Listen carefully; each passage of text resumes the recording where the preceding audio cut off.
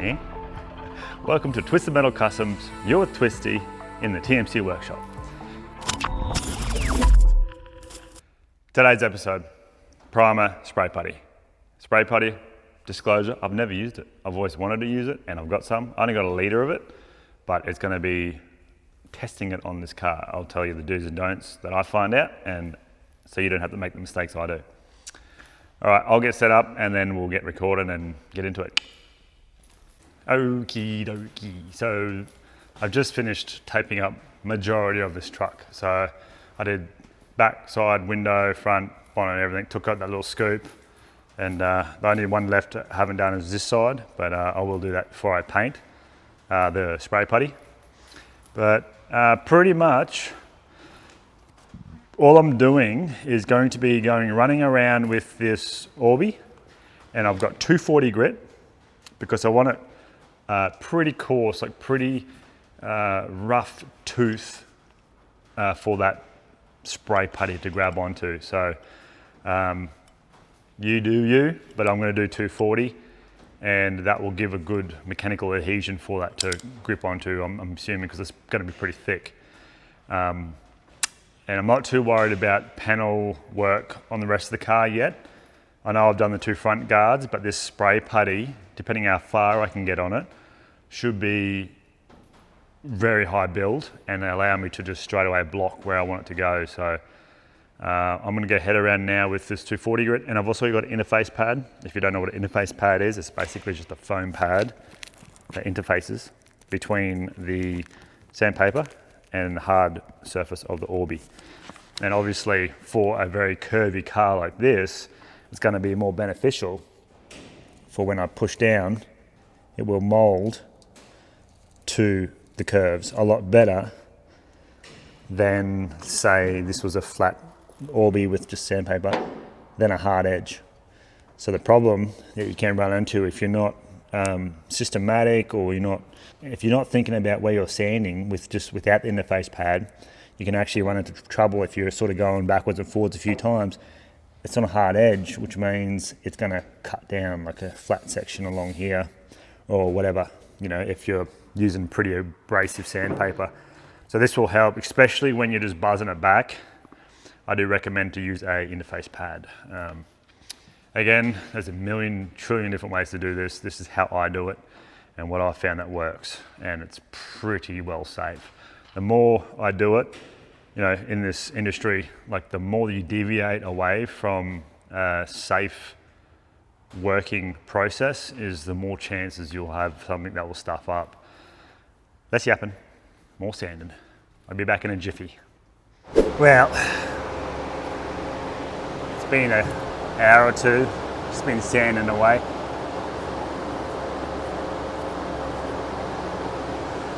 So the tools that I've been using, as you can probably tell, is I've got two different types of random orbital sanders. One has interface, one doesn't. That's the only difference. One's new and one's old. I'm using the adjustable sanding block. You see that adjusts perfectly to the contour of the roof. And I do that especially when there's a nice curve and places where the people will see, like the front fenders, the rooftop, head height, you want it pretty spot on. So I hit it with this first before I just went crazy with this pneumatic one. And I'll tell you why, because as you can see, it shows the highs and lows very, very easily. A lot of highs through here and also some lows, the darker spots that didn't get sanded. Hopefully you can hear me because that fan's pretty loud. I am raising my voice. And this side here, I give it a quick hit just to show you also what you're looking for. So highs and lows. You can pretty much keep sanding until you get a rub through, like I've got a rub through there. And remember, that's where that big welded in patch was for that hatch. That's where the hatch was.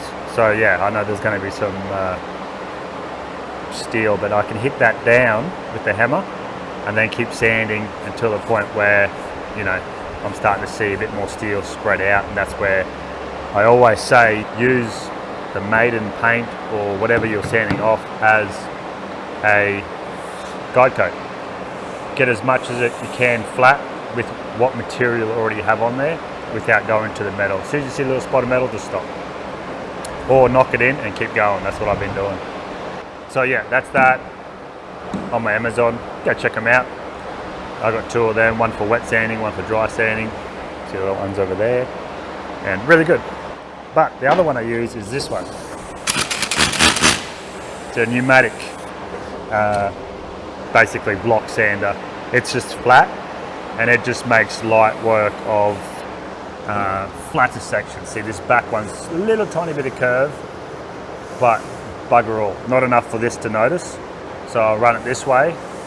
There's a curve that way, yeah, but if I run it this way, it's really quick to knock it back. You can see that's pretty much what I've used on the whole back here. Yeah, anyway, you can see that this works pretty good. I wouldn't use it as your final cut, as your final sand, but it's really good for prep work to knock back like I'm doing, you know, expose all the highs and lows. You can see. Anyway, I thought I'd just stop and show you that. It's getting about 3 o'clock, so I don't think I'm going to get it all sanded today to be able to spray the whole lot, but I do want to finish this video today, so I'm going to finish this cab, well, basically the back and the top, and then we'll clean it all off, and yeah, I'm going to mix up some of that spray putty and get a good coat or 2 on before it gets too cold, because the next few days I've got another job to do, so gotta give it time to dry, have a little bit of shrink back, and we'll see how it goes. Alrighty, so I've done pretty much that panel, top, this door, and the back, and I'm pretty sure for what material I have, like a litre tin, that might be even ambitious. So I'm just going to do the worst parts: roof, this front guard, door, and the back. So this is it, DEBEER Refinish Polyester Spray Filler, and I always use DEBEER or Valspar, just personal preference. Pretty much what I've started with, and yeah, haven't changed really, and it's pretty good. I think I need a 2mm tip, 1 to 3 coats, 5 to 10 minute flash off, 3 to 5 hours cure time. Yeah, pretty well straightforward. Obviously, if you're new to it, look up the TDS, technical data sheet, online, and tells you all what to do and everything. So it'd probably say to put over epoxy, not over what I'm doing. Because I am actually pretty low on time, I'm just going to go straight over the top of this instead of using epoxy like the other panel. If you're at home following along, the correct way would to use epoxy primer now over the whole lot, seal it, that's your new base, let it cure for a couple of days, up to a week's good, and then, you know, buzz it back, Scotch-Brite it back, and then go your spray filler. I'm not going to do that because, as I said, I'm short on time, and end of the day, it's just a rat rod. And if it has to go back to patina look in a couple of years, whatever, so be it. Yeah, again, this is a Bitzer. It'd be a different story if it's the Valiant or something else, but, you know, let me try the dodgy stuff so you don't have to. Come back in a couple of years and I'll tell you if it worked or not. Okay, so I'm just gonna wax and grease it. I use wax and grease remover, that's what it's called. I just buy whatever. I've been using, I think Repco's wax and grease for, I don't know, 4 years, 5 years, because just that's all the town sold, but sometimes I buy a KCB, just a rattle can one, it's convenient. Use whatever you want. I've never had really an issue with it, with either one I've used. People say you can use Windex. I haven't tried it. I'm not gonna try it just yet. I'm sure it's fine, but as I said, every time you deviate from a system that works, has a chance for something bad to happen, AKA not using epoxy primer before I use spray putty. We'll see if it works. All right, so, oh yeah, as you already probably know, you can use wax and grease as a simulation of paint. So just check all your dents, give it a good healthy coat, and then look towards the sun or the light source, and move your head backwards and forwards, and it sort of gives you like a pretty good indication on how smooth the panel is. You're not looking for dents, you're looking at the reflection. I'm using my head and looking in the reflection at a tree, and I'm looking for that tree to deform over, you know, a dent, and that's how you look for dents and stuff. I'm not sure if you could see me, but anyway. spray it on. You should have, as always, I'll tell you what you should be doing, but what I do, I know I can get away with, and whatever, I know what I can do, what I can't do. But what you should be doing is 2 cloths, 1 dry cloth and 1 dirty cloth. So 2 cloths, wet down your panel, don't let the wax and grease dry, it'll leave a film, can leave, pretty much wreck your adhesion, and it can make also reaction to the paint. So what you should be doing is spraying on, getting 1 cloth in each hand, wipe it down like that, get all the crap off it, go to your other cloth, wipe it down again with a clean cloth. Because you can see like pretty much heap of gunk comes off. But my system, I do everything with 1 dirty cloth, go get a clean cloth, do it all again, second time. This is what I do. So you do whatever you want to do, that's what I do. But it is pretty important to get off this powder and dust and contaminants, because obviously if you try to paint dirt, it's not going to work, right? Essentially the same thing as your panel. If you've got a film of dust on it, I'd say 50% might hit the panel, the other part might be dust. So it's well and truly more likely to have bad adhesion. So clean your panel, clean it real good. So with this stuff, make sure you mix it really well. I just use a drill and a bent bit of rod thing. But the 2-part is like a catalyst. It's it says by weight 3.5%, right? I don't have scales. So what I'm going to do is mix the whole lot in and then mix this whole lot in. So, and I can't get it wrong, right? And I might as well just use the whole lot up. Here we go. Got paint mask, got my gun. The next thing that could probably happen is this gun's not cleaned out properly, and then I've got to paint it and it's just shooting a bad pattern. Yeah, by rights, I should probably put some thinners in there and just see. All right, let's do it. Damn you guys, making me do things the right way. So I'll just put a bit in here. We're going to quickly test it. Right. Matter of fact, it was good. Okay. Normally, I have a gun holder, but I think I still got it in storage somewhere. So, that's there. Let's double check. How long do we have? Pot life, 15 to 30 minutes. 20 degrees. Yeah, right there. Here we go. Yeah, it was a good, thorough mixing. Put some safety specs on so we can splash in the eyeball. Pressure wise, I haven't got a reg. I'm just going to go by feel. If it's splattering, put more pressure. If it's spraying everywhere and putting dents in your panel, too much pressure.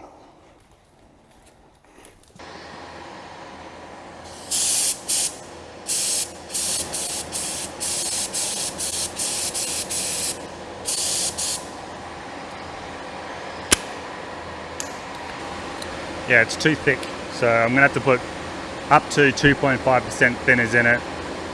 It's too thick because I've tried all different pressures and it's just coming out. So either this gun is really dirty internally, probably is, or the 2.5 or the 2 mil is not big enough. So I'm using 2 mil tip. You could probably go 2.5 to 3 mil tip by how thick this is. That would be ideal. I don't have it, so I've got to thin it down a little bit, which just means that my thickness build is not going to be as much. But anyway, I'll just thin a little bit down.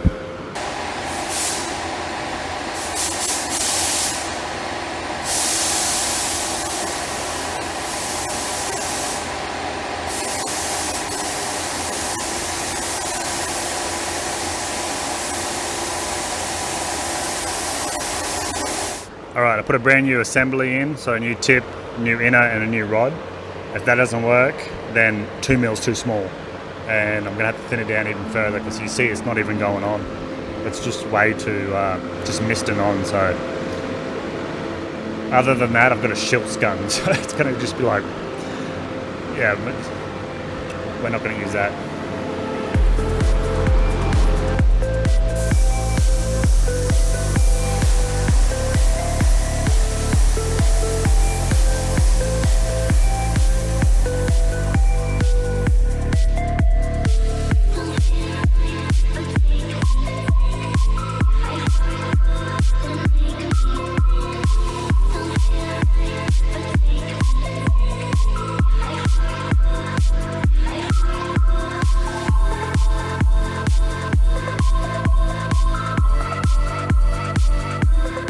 Well, that was a bit of a failure. I did 2mm tip and it just was too thick to spray out. It does say 2mm to 3mm. It's 22 degrees, so it's probably a little bit thicker in the pot than it would if it was 30 degrees. So product-wise, look, to me, it's hard to say because obviously I didn't use it quite correctly. I thinned it down probably a little bit more than it suggested, just so I could get it through the 2mm tip. So I'm not getting that build as if I would if it was a 3mm unthinned, you know, just a thick product slapping on there. But in saying that, the difference between the surface primer, where it goes through 1.5, 2mm easy, it's got build, but not this much build.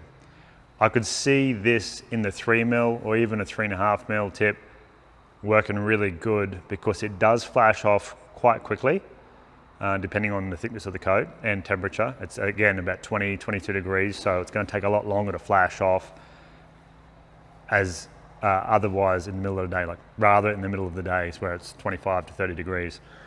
In my opinion, you know, semi-warm day, 25 to 30 degrees, 3mm tip, 3.5mm tip even, and yeah, lay it on thick. I reckon it'd be a pretty good product if you're just chasing build. It's almost equivalent to 2 coats of the surface primer, the high build surface primer, which I've got here as well. So, and you can see that it actually fills in quite nicely. You see some of the pitting there coming through. If I did a second coat on that, I reckon that would be mostly gone, and by the time I block it back, it will be smooth. Like here's got horrific pitting, you can see it's super easy, right? So if I sand that back, it's going to go back to that blue, and I'm still going to have pitting. So if I did another 2 coats, I reckon, on here, to build the pitting out, by the time I block everything else back, the pitting will be gone. And that's generally, you know, what you have to do for pitting, or you're going to skim coat it with bog. That's up to you. I think it would be good. Again, my conclusion is I think it'd be a good product with the right gear and a bit warmer temperature. That's how far you get with 1 coat with 1 litre. So you'd probably want 2 or 3 coats minimum if you're chasing a build. That's why we're using it. So that's 3 litres you'd use for that. So 6, you probably use, you know, 8 to 12 litres for a car if you're chasing a good 2 to 3mm build over the whole lot. And that's just my opinion. In my opinion, what it's worth. But anyway, that's why we're here trying things. I've never used it before. Now I know. 3mm a bigger tip. And yeah, but otherwise, doesn't matter. It doesn't matter if I failed or not because it's progress. I've got a primer on now with some build on it, but what I will do, because I've got no more of that, is I've got 4 litres of surface primer. I'm going to let that dry off. I do have another job to do over the next 3 to 5 days. So unfortunately, I was trying to get to that today, but I just didn't have time. But it will be the next one. I need to unload all my gear out of it. It will be the next one. And we'll probably jump between these 2 from then on. Finally, my mate showed up. It's 5 o'clock. Bloody unbelievable. But anyway, what time do you call this? Huh? 20 past 5? You said after lunch you'll come down. It's a bloody late lunch, mate. Give me a chip. Anyway, this is the guy. Oh, go put your head in that. Actually, mate, don't take your food near it. Where's that coming from? The car. Smell stinky? What's that? Dead mice. Anyway, this is Brendan. He was going to give me a hand today, but he didn't show up on time, so thanks for nothing. You're welcome. Give me a chip. Yeah. Good. Anyway, see everyone. We'll get on the Valiant next time. See if I can record Brendan in there pulling out 40 dead mice. Anyway, making progress.